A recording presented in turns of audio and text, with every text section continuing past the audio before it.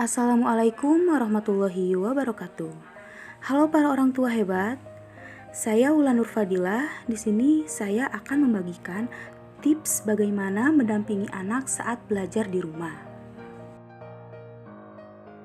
Semenjak ditutupnya sekolah untuk sementara waktu selama pandemi COVID-19 membuat anak-anak harus melanjutkan belajarnya di rumah, maka orang tua harus berperan sebagai guru untuk anaknya. Karena anak usia sekolah dasar masih membutuhkan bimbingan dari orang tuanya agar menimbulkan semangat dalam belajarnya. Nah, oleh karena itu di sini ada tips mengenai mendampingi anak belajar di rumah agar anak tidak bosan. Nah, yang pertama, memberikan suasana kondusif, nyaman, dan juga aman. Terkadang anak akan bosan ketika terpaksa harus berdiam diri di rumah. Oleh karena itu, kita sebagai orang tua harus menyiapkan ruangan khusus yang membuat anak semangat untuk belajar. Contohnya seperti sediakan meja belajar khusus atau meja belajar favoritnya dengan karakter yang dia sukai. Lalu, matikan televisi, jangan ada suara musik atau suara-suara yang mengganggu konsentrasi anak saat belajar. Selain itu, sediakanlah cemilan atau minuman favorit anak. Nah, yang kedua, buatlah jadwal harian untuk anak. Para orang tua, buatlah jadwal harian anak dengan rapih dan tersusun, mulai dari bangun pagi di jam tertentu, sarapan, kapan mulai belajarnya, hingga berakhirnya sesi belajar.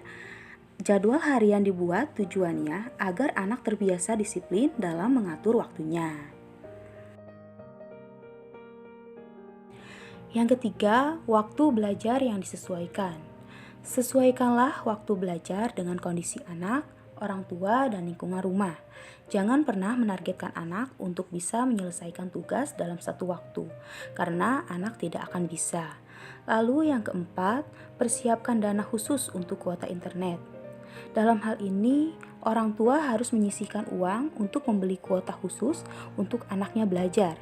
Karena dengan kondisi seperti ini, apapun dikerjakan secara online.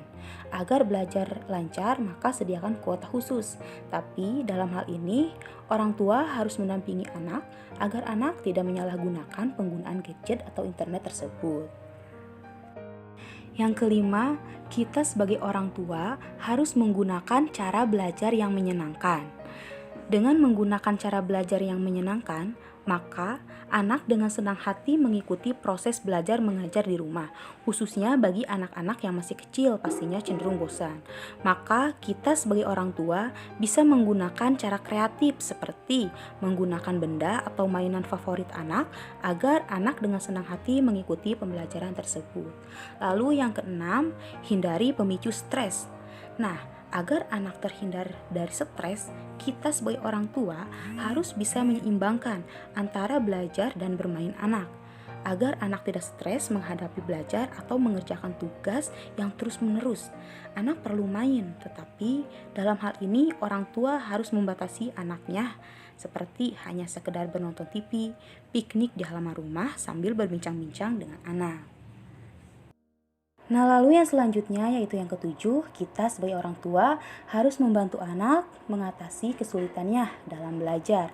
Nah, pada hal ini kita harus menanyakan kepada anak apa yang ia rasa sulit dalam belajar, khususnya selama belajar di rumah. Kesulitan yang dialami dapat menimbulkan anak tidak semangat dalam belajar dan pada akhirnya akan menghambat proses pembelajaran.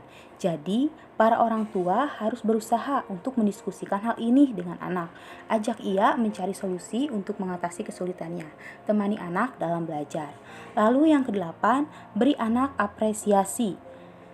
Apresiasi kepada anak tidak selalu berupa hadiah. Bentuk apresiasi dapat berupa pujian, pelukan, maupun ciuman kasih sayang. Bisa juga anak diberikan hadiah ketika anak sudah berhasil mencapai nilai yang bagus dan berhasil merubah dirinya yang awalnya pemalas jadi rajin. Dengan hal ini, anak akan semangat terus dalam belajarnya. Para orang tua, itulah tips yang bisa dilakukan ketika mendampingi anak belajar.